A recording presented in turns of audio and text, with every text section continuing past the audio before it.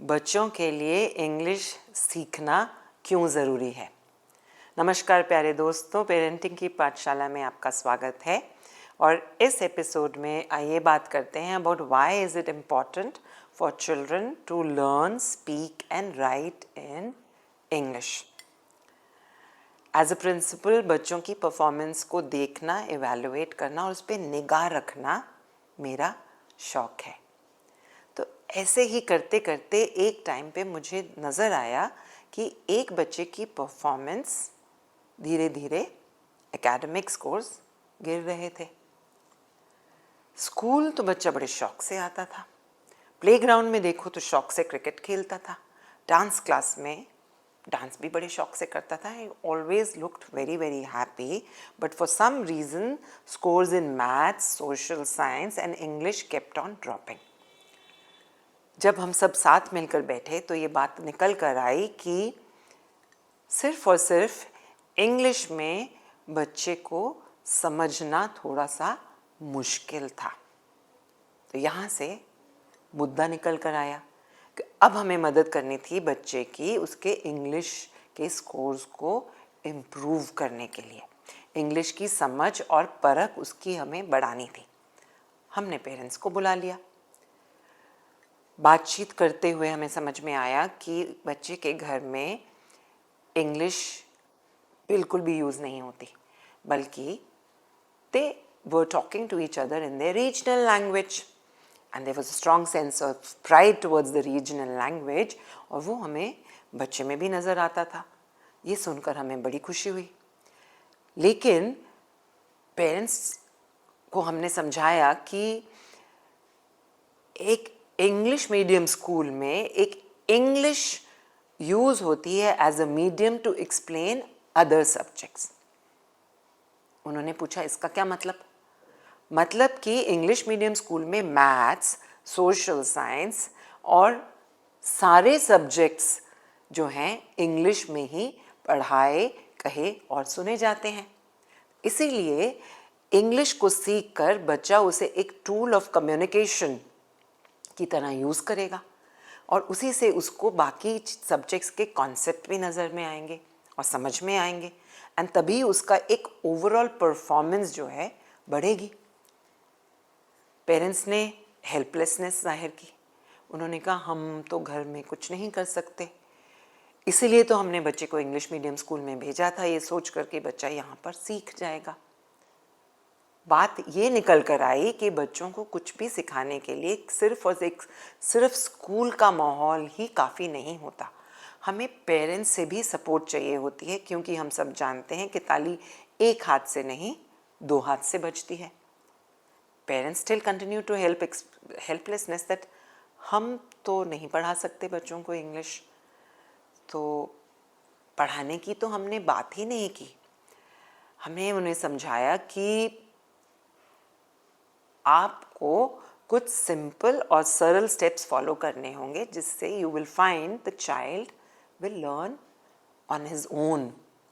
Because बच्चों के अंदर क्यूरियोसिटी और सीखने की क्षमता हमेशा एक नेचुरल और बहुत एक्टिव रहती है। उनको सिर्फ हमारा सपोर्ट और हमको एक एनवायरनमेंट फॉर लर्निंग की ज़रूरत होती है, और वो हमें उम्मीद थी कि पेरेंट्स हमारी बात सुनकर उसको फॉलो करके वो एनवायरनमेंट घर में बन सकती थी। तो उन्होंने मुझसे पूछा कि क्या करना होगा। तो हमने पहले तो उन्हें बताया कि सबसे पहले कि आप स्कूल आए हैं, बहुत अच्छी बात है। Let us tell you that किसी भी भाषा को सीखने के लिए 4 एरियाज़ को देखना होता है, that is LSRW: listening, speaking, reading and writing. तो आपके बच्चे को इस इंग्लिश को सीखने के लिए कुछ एक्टिविटीज़ फॉलो करनी होगी लिसनिंग के एरिया में, कुछ स्पीकिंग के एरिया में, कुछ रीडिंग के एरिया में एंड कुछ राइटिंग के लिए। They said that listening we can't speak, हम तो बात ही नहीं कर सकते इंग्लिश में, हम घर में कैसे बच्चे के साथ इंग्लिश में बात करें। तो very very simple, the child can actually listen to some music. कोई इंग्लिश के गाने बच्चा सुन सकता है, या फिर न्यूज़ सुन सकते हैं इंग्लिश में, या कुछ इंग्लिश मीडियम की मूवीज़ बच्चे के लिए आप सेलेक्ट कर सकते हैं उसकी हेल्प से, उसके इंटरेस्ट से, and the child can begin to listen to English. उससे बच्चा जो है इंग्लिश को सुनेगा और धीरे धीरे उसको सीखेगा। तो उनको ये बात बहुत पसंद आई, कहने लगे हाँ बिल्कुल हम ये ऐसे कर सकते हैं। अब आए स्पीकिंग पे। तो स्पीकिंग के लिए वी अश्योर्ड देम कि ठीक है आप इंग्लिश मीडियम स्कूल में आए हैं, we will give that environment in school for the child to speak in English. आप उसको उसके लिए थोड़ा सा इनकरेज कीजिए। और इनकरेजमेंट कैसे होगी? अब बच्चे के अंदर एक टीचिंग वाली एबिलिटी को आप एवोक कर सकते हैं। मैंने उन्हें कहा you can tell the child कि बेटा जो भी आप इंग्लिश में आज सीख कर आओगे आपने मुझे सिखाना है, वो भी इंग्लिश बोलकर। सिंपल शॉर्ट सेंटेंसेस आप उससे सुनो और सीखने की कोशिश करो। अब आते हैं रीडिंग पे। रीडिंग आती है बुक से।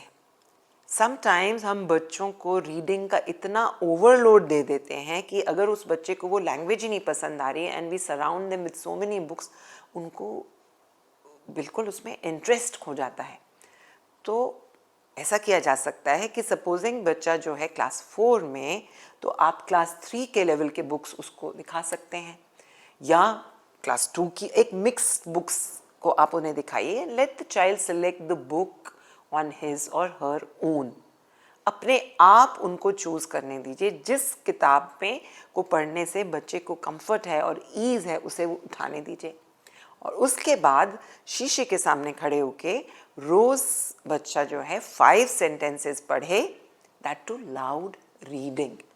अपनी ही रीडिंग कैपेसिटी को पढ़कर बच्चे बहुत सीख सकते हैं।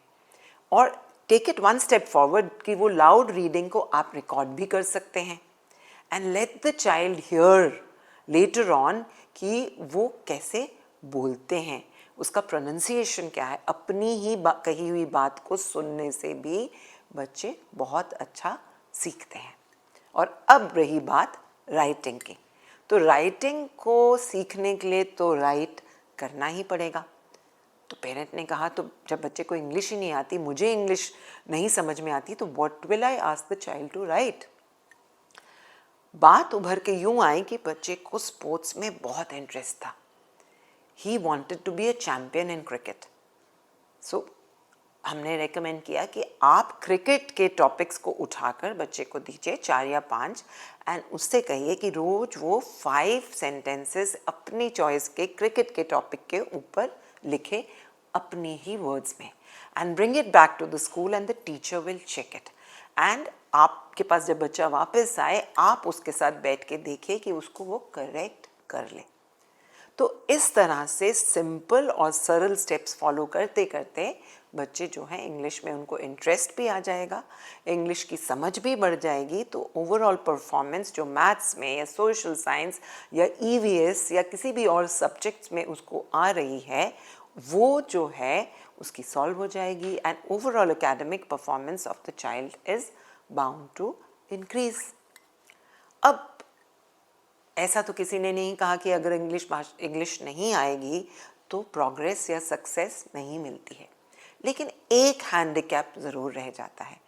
एक इंग्लिश जो भाषा है, जो लैंग्वेज है, it is globally accepted as a medium of communication. Communication मतलब अपने दिल की, अपने दिमाग की, अपनी बात को आगे रखने का माध्यम।